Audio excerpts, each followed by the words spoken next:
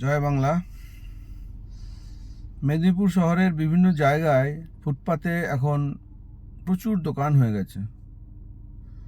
হঠাৎ করে গজিয়ে উঠেছে প্রচুর দোকান। এখন ব্যাপারটা হচ্ছে যে যদি এটা আমাদের ভূমিপুত্রদের জীবিকা সংস্থানের একটা জায়গা হতো তাহলে আমাদের তেমন কিছু বলার ছিল না। কিন্তু আমরা বাংলা পক্ষ থেকে লক্ষ্য করছি যে বহিরাগত হিন্দি উর্দু গোষ্ঠীরা বিভিন্ন জায়গায় অবৈধভাবে তাদের ব্যবসা শুরু করেছে এই ফুটপাত দখল করে। কিছুদিন আগে মুখ্যমন্ত্রী বলেছিলেন যে পশ্চিমবঙ্গে যারা অবৈধভাবে ব্যবসা করছে, ফুটপাত দখল করছে, তাদেরকে উচ্ছেদ করতে হবে।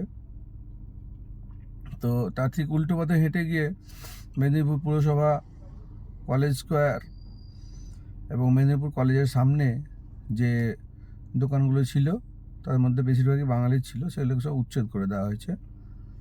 কিন্তু স্টেশন রোড, তারপরে আপনার তাঁতিগড়ি রেলগেটের সামনে, মেডিকেল কলেজের ঠিক উল্টো দিকে গান্ধী মূর্তির চারপাশে যে দোকানগুলো, তার বেশিরভাগই বহিরাগতদের দোকান এবং বেআইনিভাবে ফুটপাত দখল করে আছে এবং খুব বড় ব্যবসাও চালিয়ে যাচ্ছে। যেমন হায়দ্রাবাদি বিরিয়ানি পুরো রাস্তা দখল করে আছে। ফুটপাত থেকে তারা কোনো রাস্তায় চলে এসেছে এবং পিছনে তাদের যে পুরসভার জমি, সরকারি জমি, সেগুলো দখল করে অবৈধভাবে ব্যবসা করে যাচ্ছে। এখন ব্যাপারটা হচ্ছে যে আপনি বলতেই পারেন যে গরিব মানুষ করে খাচ্ছে, ব্যাপারটা সেরকম নয়। ব্যাপারটা হচ্ছে যে এইভাবেই কলকাতা, আসানসোল, রিষড়া, হুগলি, শিলিগুড়ি, খড়গপুর দখল হয়েছে।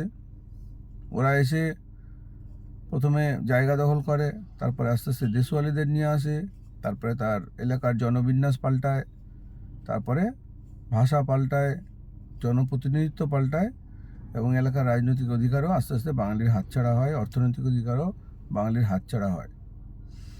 এইভাবে পশ্চিমবঙ্গের বিভিন্ন এলাকা রাজনৈতিক এবং অর্থনৈতিক দিক থেকে বাঙালির হাতছাড়া হয়েছে।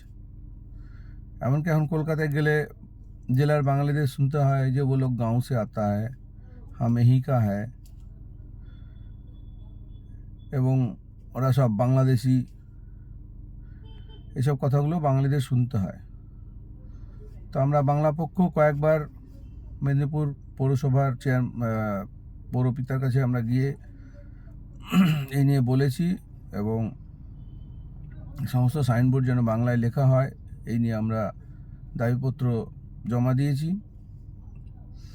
এবং পরবর্তীতেও আমরা যদি দেখি যে এইভাবে ক্রমশ এলাকা দখল হচ্ছে, ফুটপাত দখল হচ্ছে, তাহলে কিন্তু আমরা বাংলা পক্ষের পক্ষ থেকে আরও ব্যবস্থা নিতে বাধ্য হব। জয় বাংলা।